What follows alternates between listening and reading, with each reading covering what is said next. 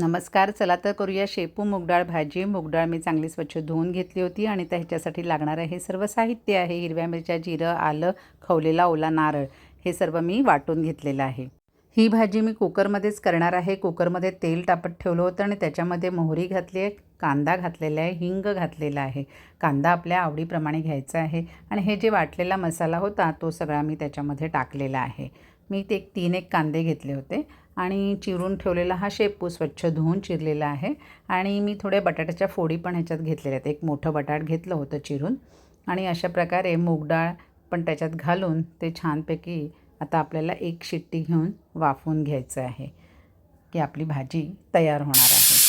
आणि शिट्टी झालेली आहे आणि पाहूया आपण तर छान मूगडाळ, शेपू आणि सर्व जिन्सा शिजलेल्या आहेत. चवीनुसार मी थोडं आमसूल टाकलेली आहेत आणि मीठ आणि भाजी रेडी आहे.